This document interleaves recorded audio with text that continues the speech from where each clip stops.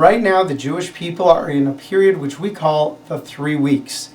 It's a period of mourning. All sorts of terrible, horrible things have happened to the Jewish nation throughout history at this time of the year. It starts off with a fast day and it ends with a fast day.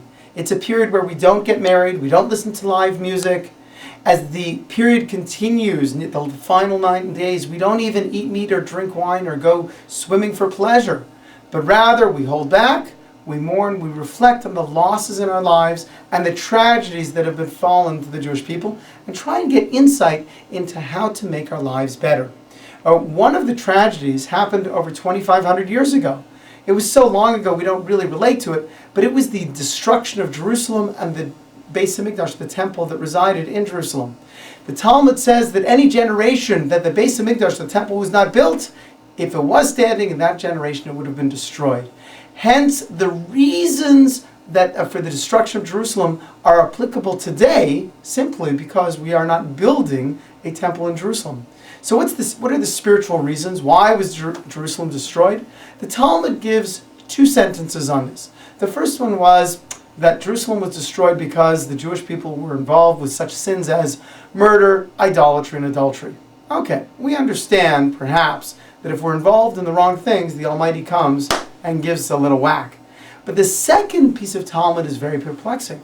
It says the reason Jerusalem was destroyed was because the people did not say the proper blessings over learning Torah. That is weird. What, I don't say a blessing, so God's going to destroy Jerusalem? Give me a break. Well, rabbis explain that the point of learning Torah is to get close to God. And you say a blessing on something when you really appreciate it.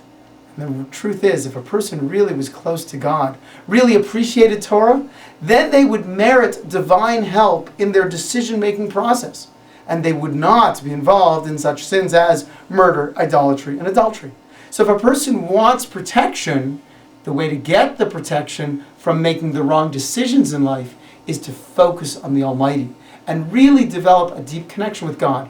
The understanding that we don't sometimes think about God and sometimes not think about God, but rather we have to understand every moment the Almighty is waiting for us, paying close attention to us, and just waiting for us to pay attention to Him. And if we pay attention to Him, then we merit divine protection. The only question right now is, are you thinking about the Almighty? Are you connected?